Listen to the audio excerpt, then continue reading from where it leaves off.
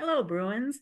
For those of you who have not met yet, my name is Julie Sina, and I serve as your alumni director. And this here is, George Brown, and I serve as the director of the Alumni Scholars Program. for how many years have you been doing that, George? Oh my gosh, probably about the same age as you, 24.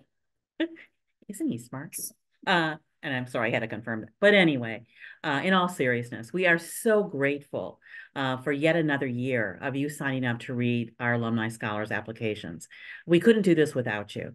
And get ready, if this is your first time, get ready to be inspired, have a box of Kleenex there, and also just the sheer excitement of seeing there's hope for the future. These are amazing Bruins, and they're your legacy. Again, we couldn't do this without you. I couldn't do this without you, George. Thank you, Julie. I'm so excited that you guys are about to embark on this journey. You are going to read student stories that are just going to blow you away.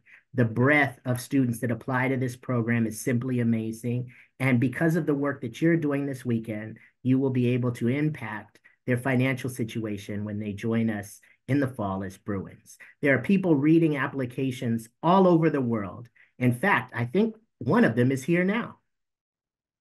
Julie and George, Jean Block and I are reading applications already. All right. Go Bruins. Go Bruins. Hello, thank you for joining us virtually for the 2024 Alumni Scholarship Application Review Training. For some of you guys, this may be the first time that you've embarked on this journey with us to review scholarship applications, but I'm sure for many of you, this is your second, third, or fourth time watching these training videos, and we just want to extend our gratitude for your continued dedication and your willingness to go through this training process with us each and every year. It's important that we all start on the same page and refresh all of the rules and regulations and the things that you're going to be looking at as you go through this process. We will try to keep it brief, but make sure that you have the needed information to be a successful scholarship reviewer through this process. My name is George Brown. I'm the director of the Alumni Scholars Program, and I will be joined with my colleague, Megan Marshall, who is the assistant director of Student Alumni Programs and Family Engagement. And together, we're going to go through this process with you. That way you don't get too bored of watching one of us for too long. So with that, we'll go to the next slide. So just a quick overview of the agenda for this training. We're going to go through some staff introductions. I'll mention some names that you may hear from or get emails from through this process. We're going to go quickly through the 2024 freshman process. For those that have reviewed scholarship applications in the past, you'll see many similarities. But for those that have not, it'll give you an idea of the timing, both of the application due date for our student applicants, as well as some due dates that we have to adhere to. And then we'll talk briefly about other volunteer opportunities, because not only do you have the opportunity to review freshman applications, the volunteer form that you filled out also allowed you to participate in the transfer scholarship review process, as well as the Parent Council Emeriti Scholarship. So there's going to be 3 opportunities upcoming that you can engage with and help select Bruins to receive scholarship dollars. So again, I'm George Brown. I'm the director of the Alumni Scholars Program. I have the privilege of working with our students closely on a daily basis. And one of the things that fall under my responsibility is coordinating volunteers to actually review these scholarship applications. Next, we have a program coordinator. Her name is Lexi. Lexi, you may get emails from throughout this process, reminding you that scores are due, letting you know where you're at in the process, sending out email communications. So that's somebody that you're going to want to pay attention to. Megan, who you'll hear from in a moment, she is the assistant director, as I mentioned, and she is helping coordinate this volunteer process and the training process with us this year. She's new to our team, and we're so excited to have her as a part of this process. And then Tamara Singh. Tamara is our contact in financial aid. So she is the one that is running the academic works process, process, the selection process, and the actual awarding and depositing of scholarship funds in our recipient student accounts. So she is very important to this process to ensure, A, that our students get selected, and B, to make sure that they have the funds necessary and that we're promised to them as recipients of this scholarship opportunity. So I'm going to jump in here. I have the pleasure of giving some historical context to the Alumni Scholarship Program. So just for some context, this program has been around since 1936, which I didn't even realize that until I saw this on the slide. Like it's been around for a long time. And since then, thousands of loyal alumni, dedicated donors, and enthusiastic volunteers like you have come together to create a program whose personal impact exceeds its substantial monetary value. So this is all just a way of showing how important volunteers are to this process of selecting and awarding these scholarships to the scholarship recipients. So we just wanted to thank you all for taking the time to be on this training today and taking the time to be a volunteer. We truly couldn't do this without you. We know that there's time involved in reading these applications. So thank you for that. And thank you for the other many ways you might be supporting UCLA and its students, either that's through donations or through support like the Alumni Mentor Program. Whatever way you choose to be involved, we really appreciate it. And we're looking forward to having your support this year with the Alumni Scholarship Program. So, as you know, when you apply for a scholarship and you receive it, there is a financial benefit. But there are also many other benefits of being an alumni scholar. And an alumni scholar just means that you've received a scholarship from the Alumni Association.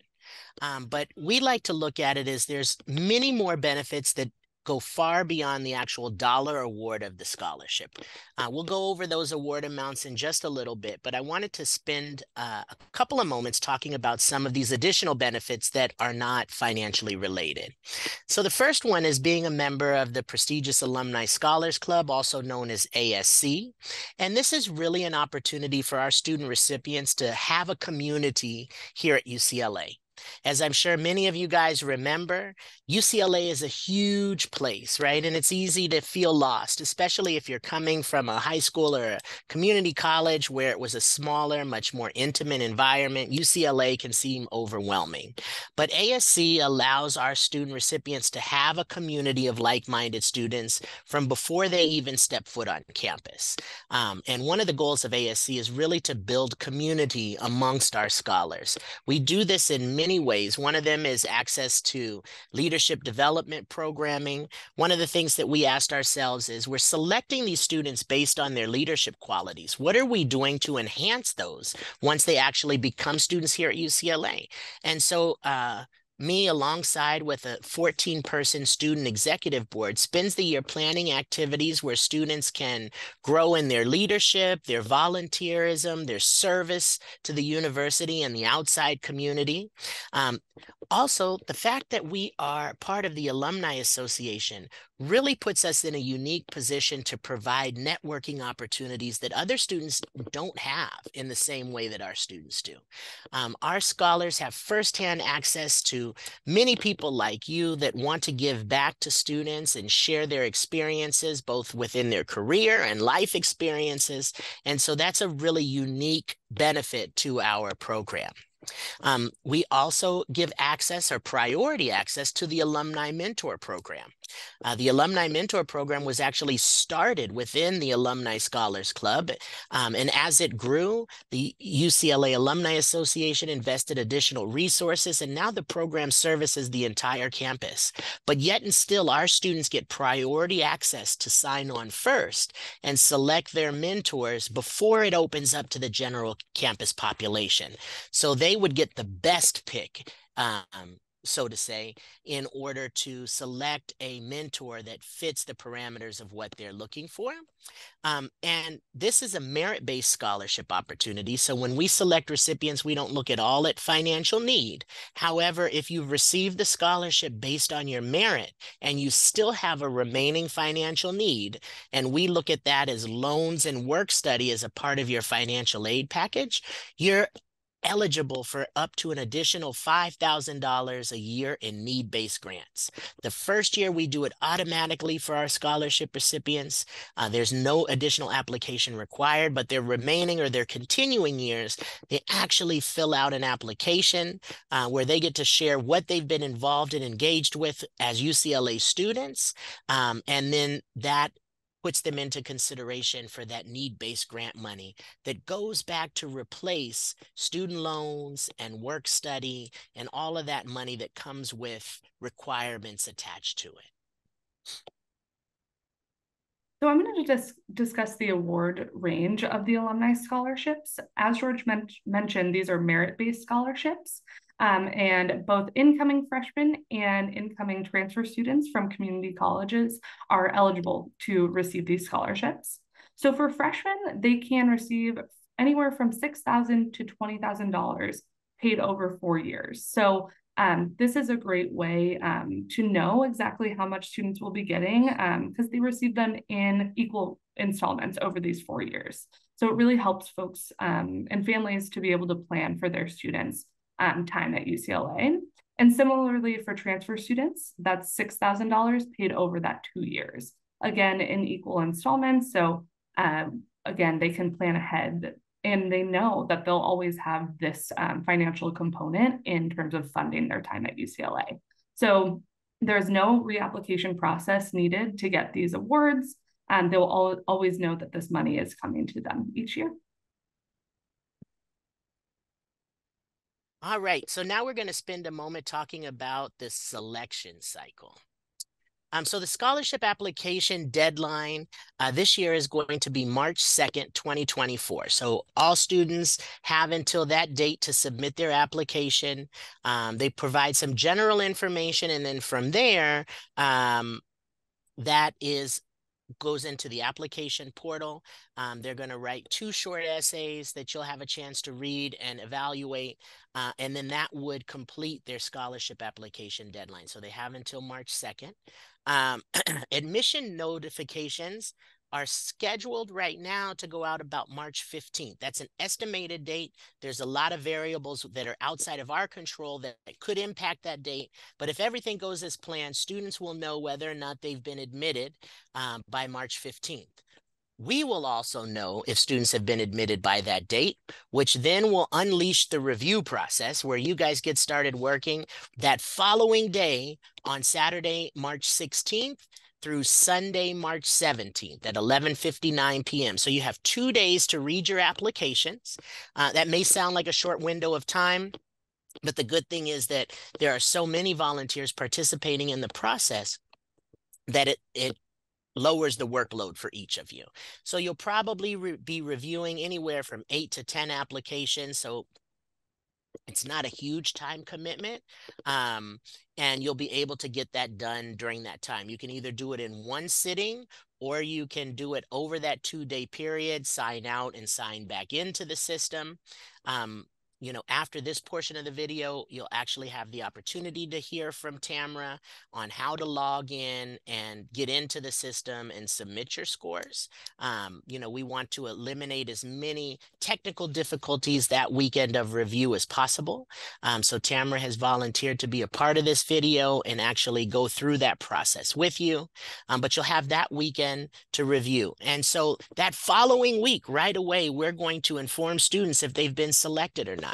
Why is that? Because we want students to know what their financial aid picture is going to look like before they need to make a decision on whether or not they're coming to UCLA. And for freshmen, they only have until the 1st of May in order to make that decision. Transfer students have a bit longer. They have until June 1st, but we want students to know as soon as possible whether or not they are receiving an alumni scholarship and for what dollar amount they are receiving. Okay. Bruin Day, and that's where we invite all admitted students to campus where there are workshops and events going on. There are some educational pieces. There are some pieces for the whole family. Students can find out more information about clubs and activities that are happening on campus. They actually get to tour the residence halls. That's going to be on April 13th, 2024 for freshman students and May 11th for transfer students. Again, that's called Bruin Day, and students and their families, I should rephrase that, admitted students and their families are invited to campus for a day filled of activities and getting students excited. So next up, we're actually going to be talking about this application that you'll see and how you are to score it for each application. So first, you're going to be looking at a few categories throughout this application process. We have extracurricular activities, volunteer work and community service. So this would be unpaid volunteer work, honors and awards, employment, and that's paid employment if applicable, additional information, so anything they might want us to take into consideration with their application, and then 2 short essay questions. And we'll break it down kind of what these look like, how many points they are for each category as well. So first up, we have extracurricular activities and community service, and that's 50 points. So that is half of the points for the total application is in this. And that is partly because this is a leadership and service award, right? So we're really looking for students who excel in these areas, in these extracurriculars and community service. We already know that these students have great GPAs, otherwise they wouldn't be getting admitted to UCLA. So we really want to look holistically at the student and see what about their experiences in high school would make them a good fit for this alumni scholarship, right? So this is something that can make them stand out and apart from other students. In the email that you'll receive with this training link, there should be a guide that has a glossary of some sort that kind of lists these different extracurricular activities that students will list in their application in case you're not sure what they mean when they mention, student council or things like that. It'll break it down. So you'll have that information. And if you're not sure what a particular extracurricular activity means, you could always Google. And it should have some information there as well. But we definitely recommend you look into each of the extracurriculars that they list on their application.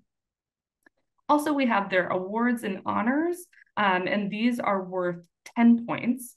And that's because, again, it's a merit-based scholarship. We know that they probably have a lot of awards and honors that they could list. So we don't necessarily want them to just list the laundry list of all of their honors and awards. We want them to be selective and to really show what might set them apart again here. You may find repetition in this category amongst the different applications you receive.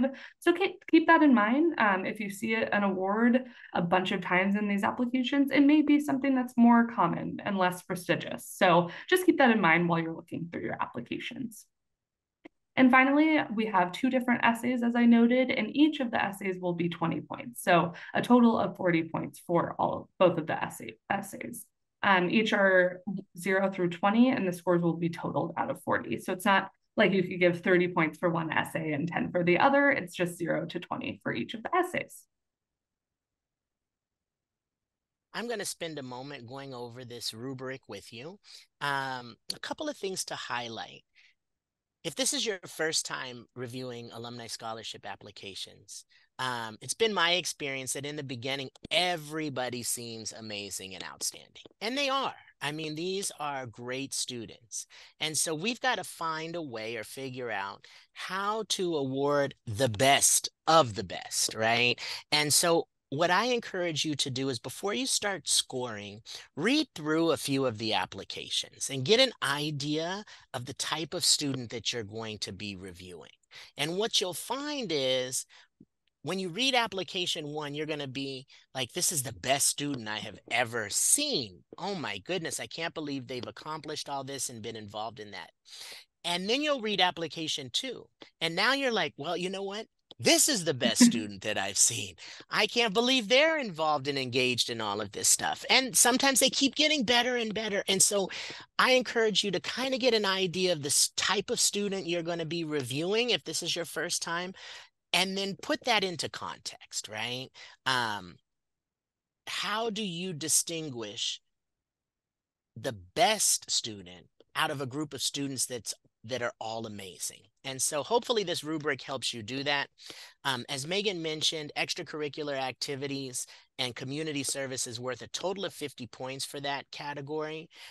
Some of the things in the comment section that you're going to want to take a look at are, what is their depth of involvement, right? Were they members of an organization, or did they start organizations? Were they founders of the organization? Is it something that they've done 50 different things and dabbled in a little bit?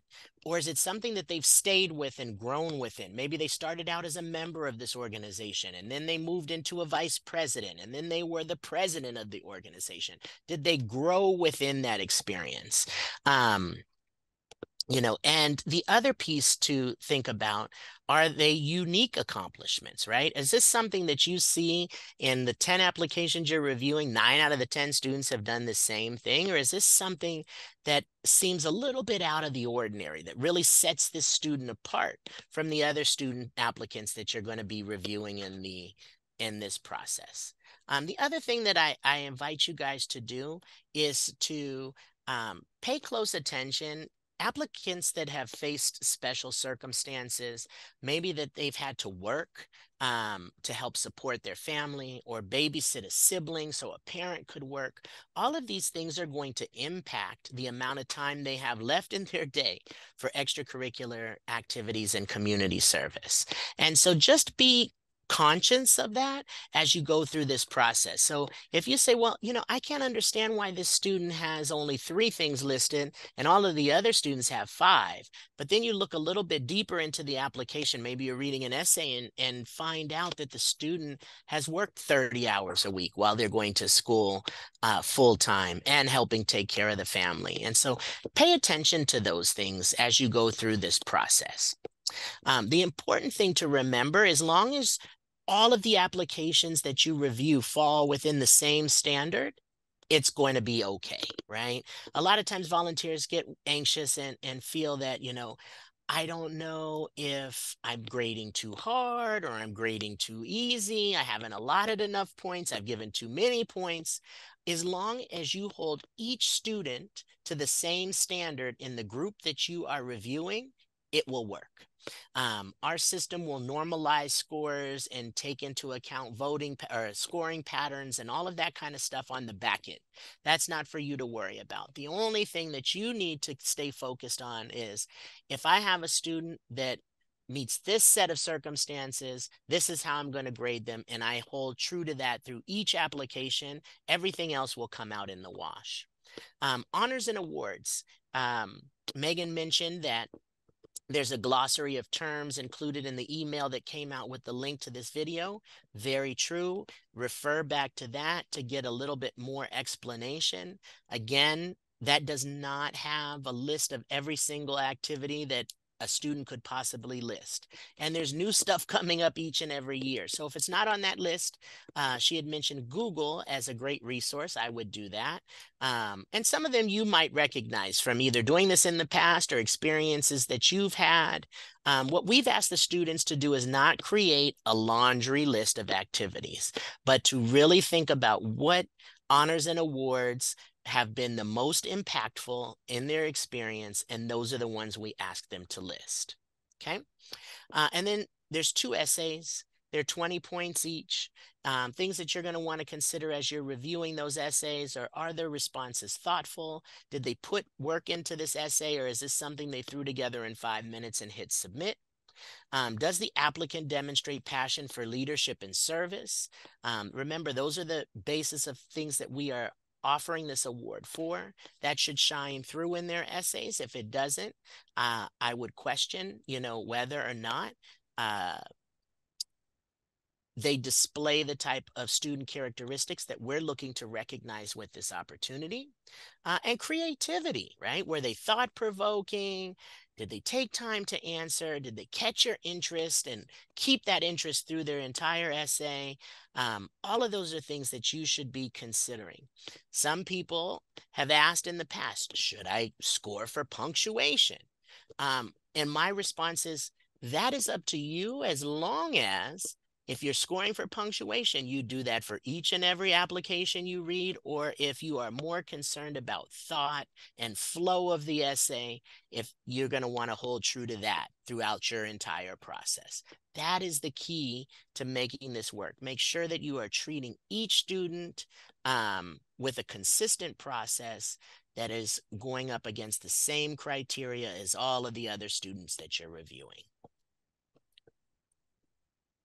Next up, I just want to share a few things to keep in mind while you're scoring these applications. And might sound like a broken record. I'm going to mention some of the same things that George did, but it's because they're important. And that first bullet is remain consistent. Like we said, we really want this to be an equitable process and to make sure that the right students are selected for this, that deserve these opportunities. And the way that we do that is to ensure that you keep your scoring consistent across all these applications.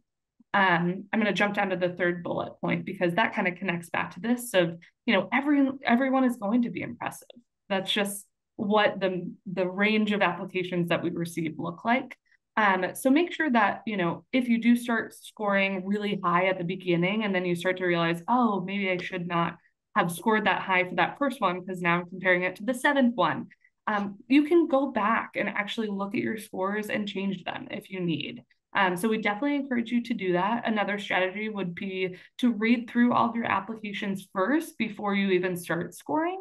That way you have a holistic kind of view of each of the applications that you received and can be consistent in your scoring, right?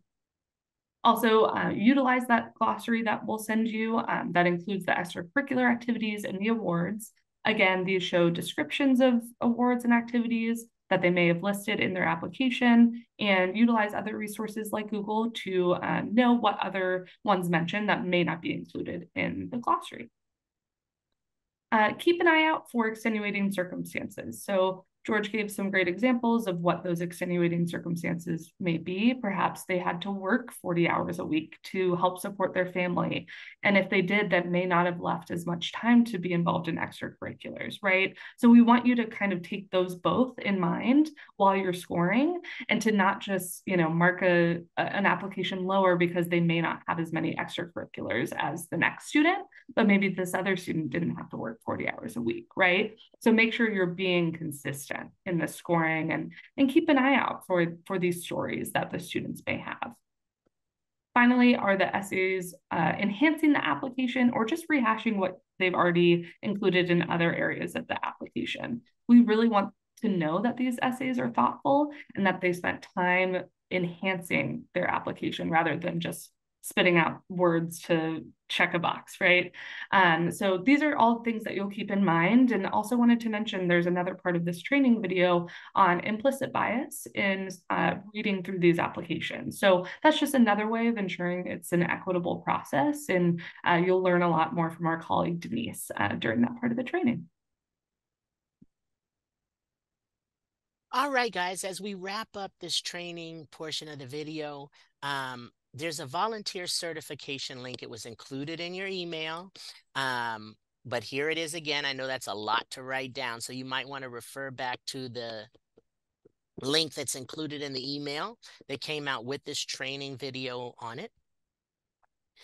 We are going to ask that you complete this certification form. It's very short, but it allows us to know who's gone through and participated in this training video to make sure that the volunteers that we allow access to the review process have gone through and actually listened to this training portion. If we go to the next slide, there's going to be a volunteer certification password. It's Bruins 2024. That is not included in the email that I sent out. So it requires you to get to this slide to get the password. The certification form is going to ask you for that password. You'll just type this in, and that will allow us to know to forward your name on to financial aid and scholarships to be given access to the academic work systems to review. And with that, I think we're going to bring this to a close. We thank you so much for taking the time to listen to us. This may have been, your 20th volunteer training video, but we thank you for dedicating your time and attention to us none the same. And we will be in touch shortly, and we hope that you enjoy the next part of the video, which is actually going to be a walkthrough of how to log into and use the Academic Works review system in an effort to make it easy for you on that review weekend. So with that, we are going to turn the training over to our colleague in Financial Aid and Scholarships, Tamara, and she will walk us through that process. Thanks again. Hello, and thank you for your assistance today reviewing our Alumni Scholarships applications. For those of you, if this is your first time or you are a repeat helper for our applications, thank you, thank you, thank you. Recruitment scholarships, like our Alumni Scholarships program, are essential in helping us enroll the very best students admitted to UCLA, and timing of these awards is key.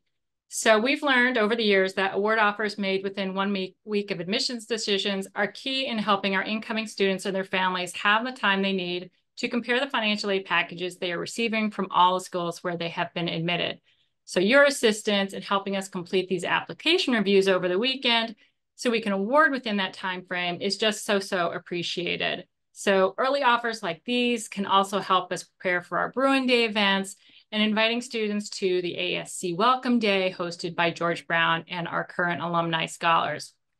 So before we get to the technical side of things, I just want to go over some essential steps before you begin your review. So the first thing is to complete the training and certification process with the Alumni Association that George has gone over, and also to make a record of the email you use for your volunteer registration and completion of your training. That's a new step I'm going to recommend to you this year.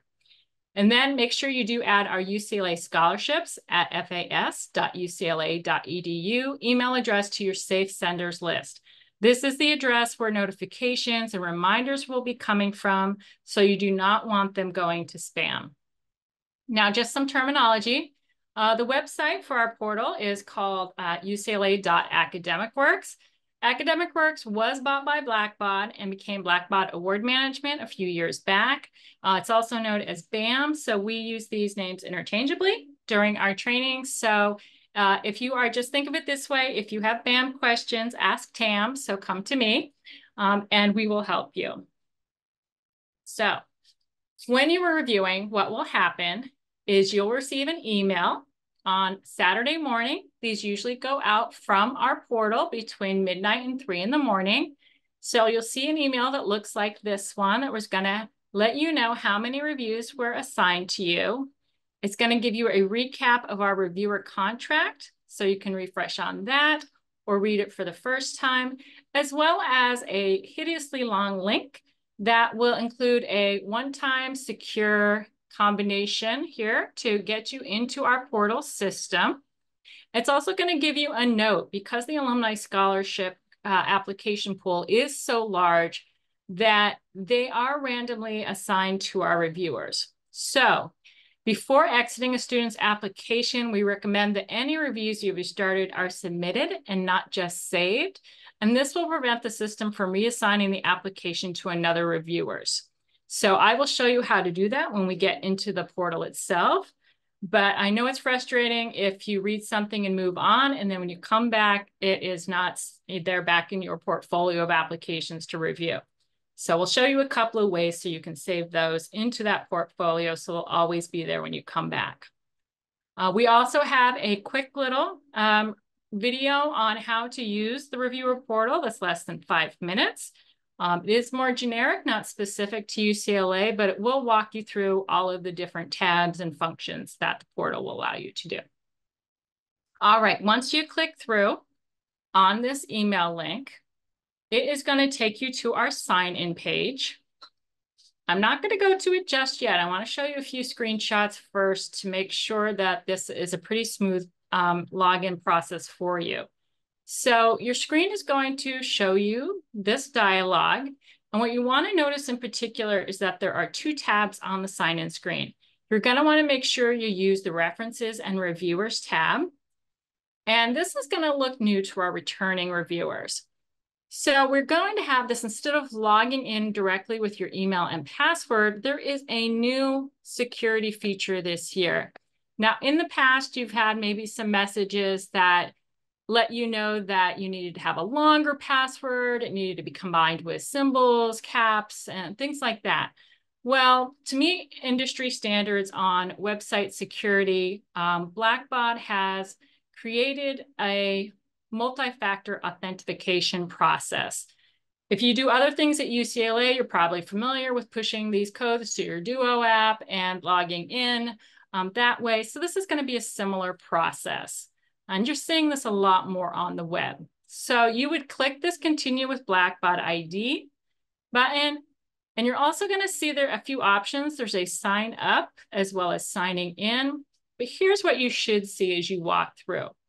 Even this Continue with Blackbaud ID button will take you to this sign in screen below where you'll enter your email address and password. If you have reviewed with us before, please do use the same email address.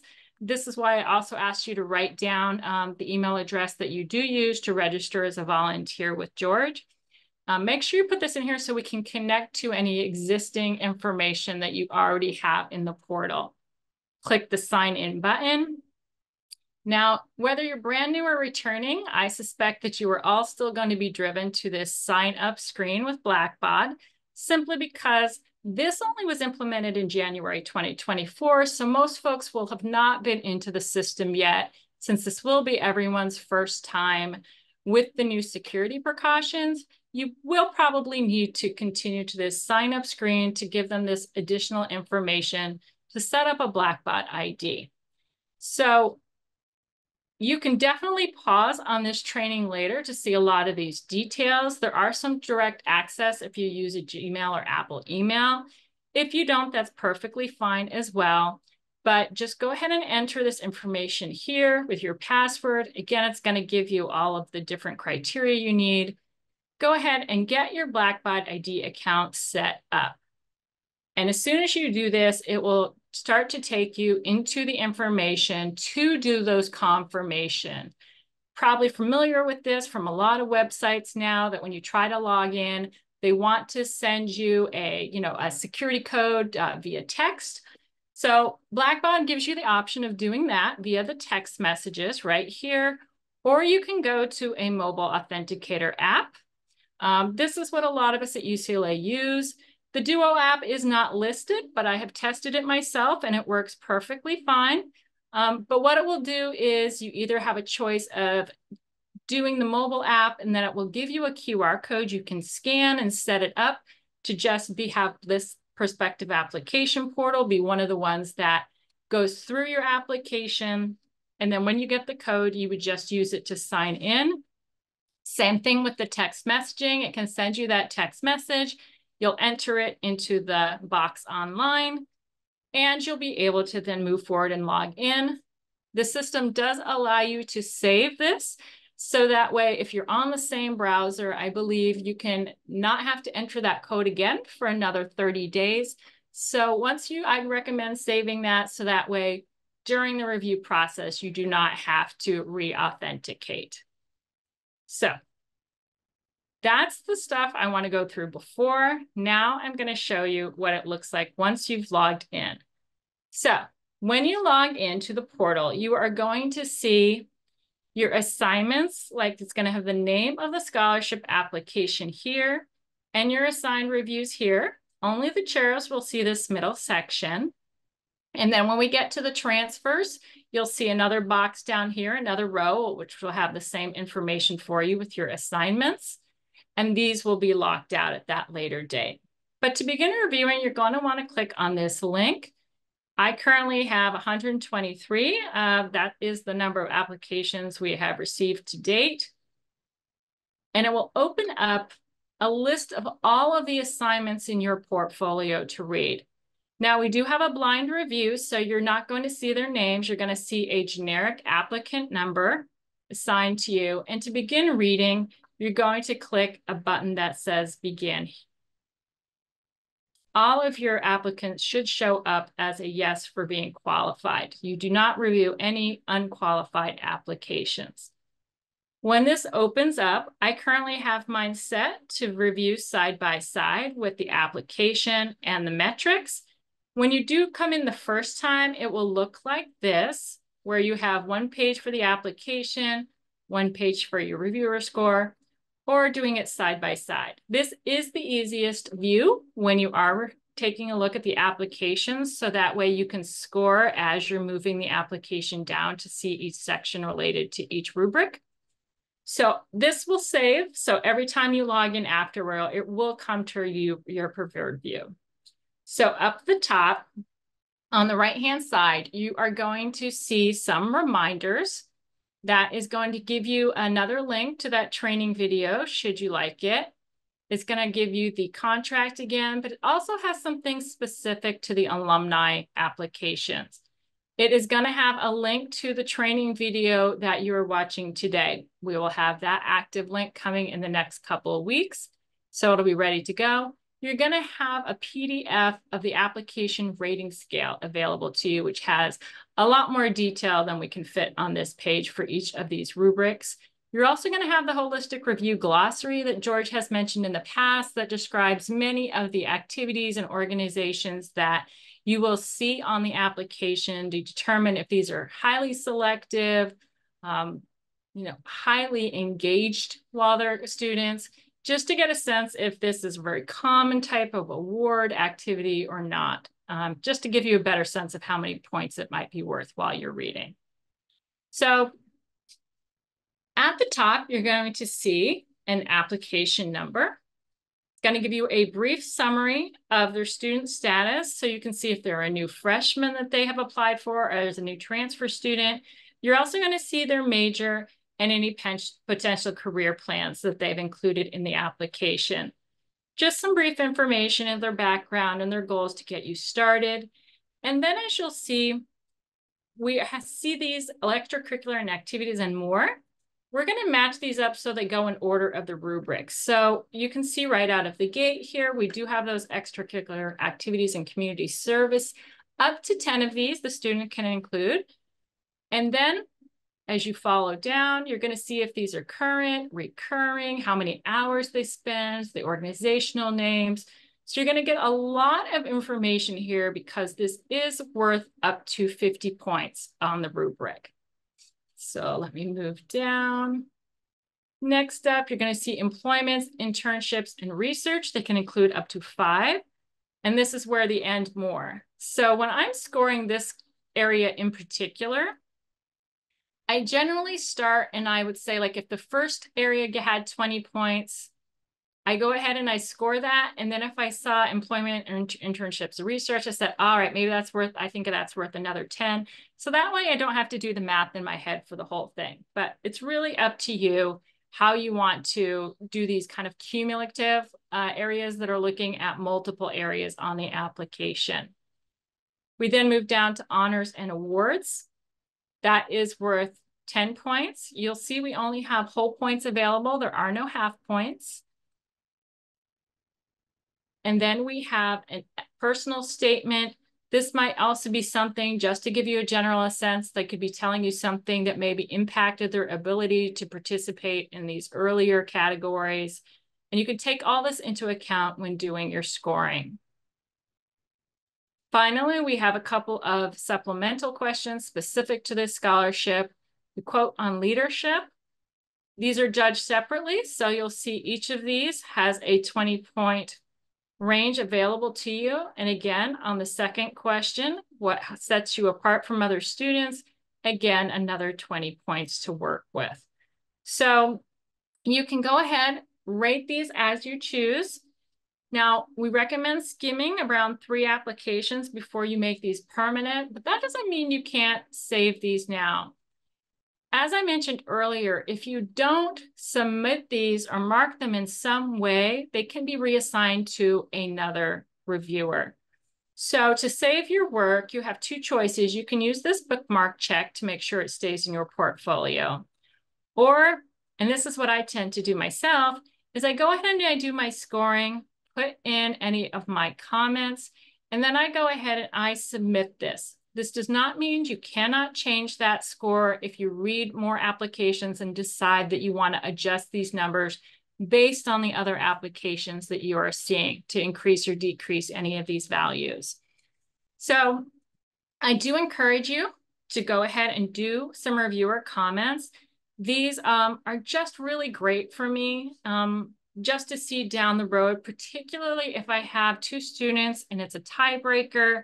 I really do like to read back what you've written about what stood out for you in the application, your thoughts on that applicant, to help me, make an informed decision about that student if I do have to pick one over the other because they have a similar overall total score. All right, so you can submit. I'm going to click submit. Oh, let me drop some in.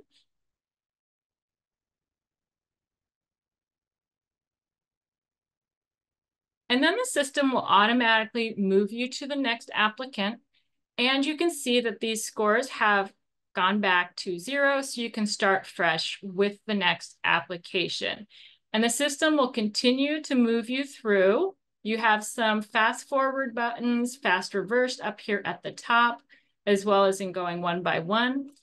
But to double check how you're doing on your progress, in addition to having a count up here, you can pop back to this view of all of your assignments.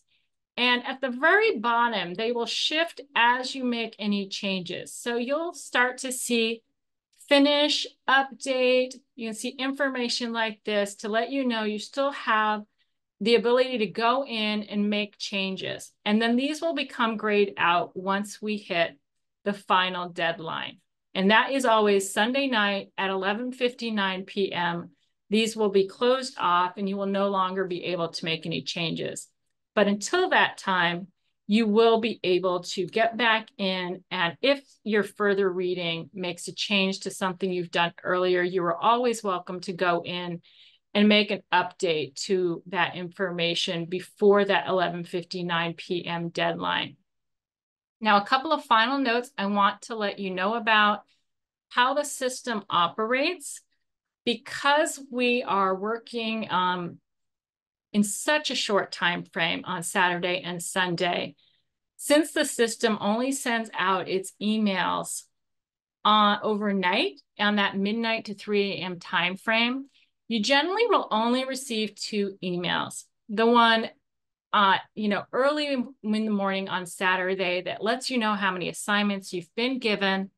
And then on Saturday night, it will let you know if you still have any incomplete assignments to review. You'll also get a reminder about those to finish those up by Sunday. Now, one of the communications that I know many people are used to getting, but that this system doesn't do, is a confirmation email when you're done completing all your assignments. And that's simply because that communication would occur after our deadline, and so the system has closed basically to review. So to check if you finished all your assignments, you are just going to want to go and double check on that main screen and just make sure, say if you had 6 assignments, that it now says 6 of 6 completed. If you do have to stop reviewing for any reason, you just need to send an email to me at the UCLA Scholarships at fas.ucla.edu email, and I will lock those that you have completed. Again, another great reason to click submit so we don't lose any of the work you've done. And I can reassign those applications to other reviewers. But again, because of this short time frame, the system may not automatically send an email out. So what you'll want to do is, if you get an email Saturday and you're like, but I've already finished all my applications, it could be that the system has reassigned an application or two from a reviewer who was no longer able to participate due to a family emergency, a health problem, whatever the case might be. It could potentially reassign an application to another reviewer. So we do ask that if you do get an email on Saturday morning, that you do come in and take a look Sunday to see if that is the case. Maybe something was reassigned to you that was not initially in your portfolio of applications. Same thing on Sunday, because of the system emails going out overnight. If an adjustment was made, it would be great if you can just check your account, towards the end of the, in the evening, just to make sure that no scholarships were assigned to you. And just if you can review and take a look at those and finish any additional assignments you might receive, that would be wonderful. As we all know, life circumstances come up, and it is really great to be able to kind of shift these around so that every applicant, gets a fair and equitable review of their application by one of you. So that is pretty much it. Once again, I would like to thank you for volunteering to read our Alumni Scholarship applications this coming March. We really appreciate all of the time and effort that you put into helping us meet our goals to get out early offers to our students so that they really do have the earliest and most complete view of their financial aid package. And that makes us so much more competitive out there in the higher education realm when they're getting so many offers for so many different schools. So again, from the bottom of my heart, thank you so much for helping me make this happen for our students. I am so, so grateful. Hello, everyone. My name is Denise Pacheco, and my pronouns are she, ella, and they. I serve as the Senior Director for Diversity Programs and Initiatives here in the UCLA Alumni Association.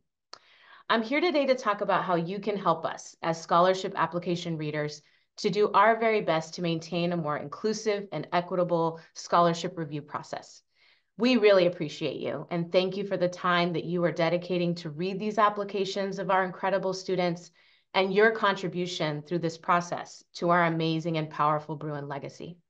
We also appreciate your willingness to reflect with me today on ways that we can all be more equitable in how we approach and engage this process.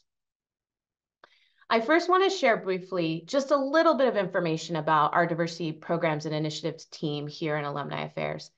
We are a team of 4, and we exist to foster meaningful connections amongst Bruins of diverse experiences across various generations to support a stronger and more inclusive UCLA community. We organize signature programs that are designed to support, engage, and connect Bruins with one another, with the university, and how the university continues to really move the needle in relation to equity, diversity, and inclusion. In addition, our team supports various identity-based alumni networks that are all dedicated to empowering the students, alumni, staff, and faculty of their various identity-based communities, both on UCLA's campus and beyond. I include our website here in our hero image, this image is a compilation of murals from throughout our campus that really reflect our incredible legacy, the power of student communities coming together to advocate for UCLA to continue to evolve and open its doors in more equitable ways. And we find this to be a really beautiful way to remember and honor that history. And our website here is a great way for you to learn more about our programs and resources. Maybe you want to attend or tune in to a virtual signature program. And it'll also have information on ways you can get involved. One of the easiest ways to do so and learn more about our work is to subscribe to our Diversity Digest. That's our newsletter that goes out on a quarterly basis. You will find a link to that on our main page, and via that link, you can also review all of our previous issues. I also want to talk a little bit about our university. And as many of you know, UCLA is committed to fostering a vibrant, diverse community and student body. And when talking about diversity, I'm referring to a multitude of aspects of one's identity and experience, in addition to what we typically think about when we hear diversity, which is race and ethnicity. So for example, I'm also talking about students, staff, and faculty from various genders, sexual orientations, and other life experiences that really build and contribute to the richness of our campus. For our purposes, when we think about our incoming students, I think it's really important to highlight the number and percentage of students that identify as first generation. So you see this statistic here of 27% of our domestic freshmen and 43% of our domestic transfers. They identify as first generation, meaning that they will be, when they complete their degrees, the first in their family to complete a 4-year degree in the United States. 27% of our undergraduates receive Pell Grants, and this is a federal resource through the financial aid program that provides funding and support for students from more working class families. And in addition, we're really proud to celebrate the fact that amongst our admitted California resident freshmen for just this past fall 2023, 37% are considered to be from historically underrepresented groups. And this is speaking more about race and ethnicity. This is the highest proportion we've seen on our campus in more than 3 decades. That robust growth and admission of students from these groups is particularly important and relevant for our Latinx students. Admissions of those students in the freshman population increased by over 8%, jumping to 28% of all admitted freshmen, which is an increase from 26% last year. This is really exciting for UCLA as we are currently seeking the Hispanic Serving Institution designation, which is a federal designation that opens up additional kinds of opportunities for resources and grant funding to really support our student body. Our Diversity Programs and Initiatives team recently hosted a virtual Empower Hour event, a signature event about this very topic for alumni, and you can find that video on our website under Signature Programs and Empower Hour. So as we talk about diversity, especially for our admitted students, it is likely that you will be reading about experiences that are different from your own. And especially as you prepare to review applications in a context where you won't be able to talk to the applicants directly, you won't be able to ask follow-up questions, and you're going to be assessing students based on what they've been able to articulate about themselves through writing. And so given this, I want you to be more aware of a concept called implicit bias, and the steps that you can take to mitigate the impact of implicit bias on your review process and also beyond. It's important to name that we all have unconscious implicit bias. But the good news is that research, including research done by our very own faculty and administrative leadership, indicates that there are actions we can all take to minimize the impact of implicit bias, to mold and move that implicit bias away from something that is so unconscious to something that we're more cognizant of, so that we can continue to address it and minimize the impact that it has on our thoughts and behavior. Today, I'm going to be drawing upon a lot of the resources and information conducted by our inaugural Vice Chancellor for Equity, Diversity, and Inclusion, Jerry Kong. And many of these resources will be linked throughout this presentation. And it's something that I encourage that you go back to after this presentation and you complete this video. And just continue to think about how it builds on information you already have. So strategies that I'm going to also talk about today are going to fall into 3 main buckets: education, self-awareness, and expanding our own social networks. So let's start with education. The first thing I think that we all may recognize is, 1, we value education. That's what makes us Bruins. That's why we're committed to this community and to these processes. And I hope that we all probably recognize that education and learning is a lifelong process. And especially as it relates to lived experiences, identities, and groups, as our society continues to expand and evolve in relation to how we might define ourselves and one another and how we understand the world, we are always going to be in this lifelong learning process. There will never be a list of all the right things to say, all the right terms to use. And so that's why we always want to encourage that we hold on to this premise that we are all in process, that we are all learning, and that that is something that we continue to do better by ourselves and one another. So let's define implicit bias. So implicit bias can be understood as the attitudes and stereotypes that we hold outside of our conscious awareness. This is really specific to contrast in relation to explicit biases. Explicit biases are those that we know that we have in which we strive to correct or revise. So for example, easy one, I may be really aware that I don't like snakes. I don't want to be near them. They make me nervous. I want to run away. So whenever I plan to visit a friend who might own a snake as a pet or visit someone who works with snakes as a profession, I know, because I'm consciously aware of my bias, that I need to take steps to address my own fear and discomfort so that I don't project that onto others. That's something that's explicit. Implicit bias is much harder to identify. It's not something that I can ask myself, do I have a bias? My instinctual response as human beings, we're going to say, of course not, because we don't want to act in ways that are biased or discriminatory. But we all have implicit bias, and it's rooted in our unconscious. So for example, if I were to ask myself or ask one of you, think about what comes to mind when I say a group or a term like Native Americans. What are some of the images that come to mind? And ask yourself, where did those images come from? A lot of times they come from media and social media. That is part of what feeds into implicit bias. What also may or may not feed into that are, do you have any lived experiences or direct contact with the group? Many times we do not. And we are relying on very limited information that works into our subconscious and that it manifests in ways that we are calling implicit bias. So let me keep going. Attitudes and stereotypes, let's define those. Attitudes are those general gut feelings or evaluations we have of a person, a place, a thing, or an idea. They can be positive or negative. Again, I don't like snakes. Snakes are all poisonous. Snakes are awful. Don't want to be around them. Or positive. I might think that a particular area of Los Angeles or California is safer. I feel more comfortable. I am more relaxed. I like this area. But we may not always know, understand, or question why. Those attitudes also interact very dynamically with stereotypes. And stereotypes are traits that we associate with a category or a group. There are many that are common in our society, ones that I'm sure you have heard before. For example, Asians are good at math, women are natural caregivers, men are better leaders. All of these attitudes and stereotypes develop through both exposure in particular contexts, like I said, through direct contact with a group or with a person, or indirectly through stories, through books and media we've encountered over a lifetime.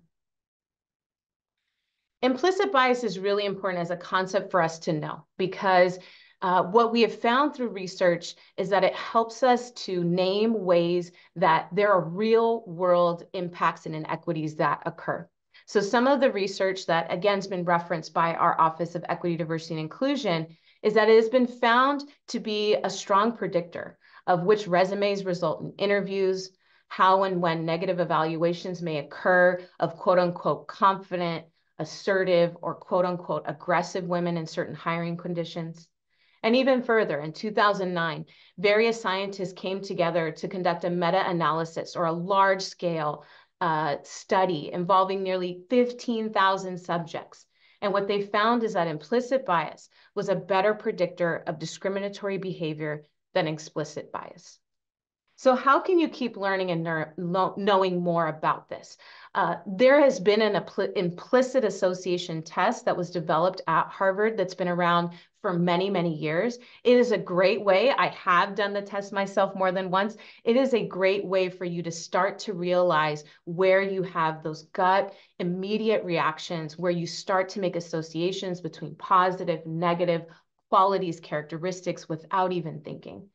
I've referenced throughout this presentation so far a lot of the implicit bias videos that are available on the Office of Equity, Diversity, and Inclusion website that is linked here. And there are also really great resources for confronting bias. And I will continue as I'm speaking today to share a little bit about some strategies that you can take. But I also acknowledge that this is a brief presentation and you may have additional questions or want to seek into this and dive in further. I really, really encourage that you visit these websites and visit this implicit association test on the Harvard website. So what can we do? How can we be more self-aware? How can we expand our networks to have an impact and start to address the implicit biases that we all have? First, I encourage us all, including myself, recognize with humility that you have implicit bias. I do, we all do. Slow down, approach this issue with mindfulness. And most importantly, I really appreciate this term that our former Vice Chancellor, Jerry Kong, uses of counter-messaging. Counter-messaging are ways that you can identify spaces, people, and resources that provide experiences that counter the implicit bias. So you might think of these as counter-typical, things that are not typical to what you may see in society, see in the media, see in history books and textbooks, things that you may have been exposed to over your lifetime. You're looking for those exemplars intentionally, such as learning about the long history and contributions of female scientists, Latino engineers and astronauts, Asian novelists, Native American athletes. Think about implicit bias as something that is somewhat, not easily malleable, but it is somewhat malleable, and it can be changed in the same way that they're developed through new experiences and sources of information. I really encourage, especially working in the Alumni Association, to look to your network. Think about places where you are exposed to people who are similar to you and those who are different. We like to emphasize this concept of learning in the face of sameness and difference, meaning it's important to begin with those we know and trust where we share some common experiences. So for example, I identify personally as Chicana or Latina. I can connect with other Chicanas to talk about how my family, my culture, my background, how that has shaped my larger perspective of race and race relations in the US. It's important to lean into that process, and that can be uncomfortable, but is really important. It's also important to think about in those conversations, where do I have gaps? Where have I been less exposed? Where do I not have more consistent, repeated, direct interactions and encounters with other groups, with other people who have very different experiences from my own? And how can I enhance those contact points to really deepen and complicate my experience, my framing, my attitudes, and the stereotypes I might have about various people and various communities? Other ways you can do that, even with the resources here in the Alumni Association, volunteering, coming out to different alumni events, joining maybe one of our alumni networks, get engaged, involved with other kinds of community organizations. And sometimes I think even most immediately, think about the kinds of resources that surround you in your day-to-day. What do you have saved as a screensaver on your phone, on your computer? When you look at the books, the novels that you surround yourself with, that you've been reading your whole life, do you read Native authors? Do you read female authors? Do you experience folks who identify as LGBTQ+, queer, trans, non-binary? Are you aware of the richness and the depth historically, currently, and culturally where you can find those touch points to expand how you think about the world? And what does this all mean for the Alumni Scholarship selection process? I know I'm talking very high level and socially. That's a lot to take in. So deep breath. I encourage us to stay in it, because now for the next few slides, I'm going to talk a little bit about what you can do to minimize implicit bias in the Alumni Scholarship selection process. First and foremost, center the student scholar and their particular experience. Understand that as you're reading and reviewing applications and essays, details about students' identities will emerge. They will reference aspects of their lived experience. And when that happens, pause and acknowledge that what also comes to mind as those details emerge are maybe stereotypes and biases. Acknowledge that with humility. Then return back to the individual student in front of you, their unique experiences, and the personal stories they're sharing with you. Your goal, as I'm sure you have heard many times already in training, is to evaluate each student based on the totality of their information and their application. So if something does come up, think about questions you might ask yourself. How do I know this? Is there more I can look for in this application to have a more holistic perspective of this particular scholar? Check your assumptions. When particular details or assumptions or experiences resonate with you, notice that. Notice when particular details of a student's application do not resonate. Approach that again with curiosity, with humility, and slow down. If something's not resonating with you, ask yourself, why not? Could it be that the student's narrative, story, or experience is pushing against your own expectations that you may have had of others that you identify as being a part of a similar group as that student? Thinking specifically about how we define implicit bias, push beyond that gut feeling, that immediate reaction. When you're assessing the behavior or performance or experiences of an applicant, focus on concrete, specific details.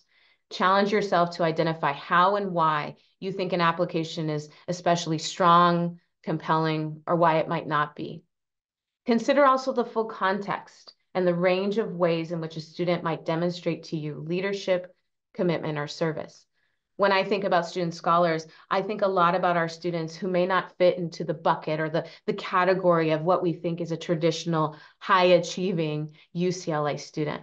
I think about students who may not be of the traditional quote-unquote age of our students. And I would ask you as one example, imagine if you're reading about a student who may have had to care for family members while being in school, who may have had to work jobs to support their family while being in school, how might that student demonstrate their leadership skills and abilities in ways that are going to look different than a student that, let's say, had the opportunity and resources to play a sport or attend multiple different student organizations and have a leadership role in those organizations. Both of these students may be able to really manifest leadership, commitment, and service, but they're going to look different. I challenge you to be open to the diverse ways that students might demonstrate that. And most importantly, for this entire process, stay engaged in the learning process.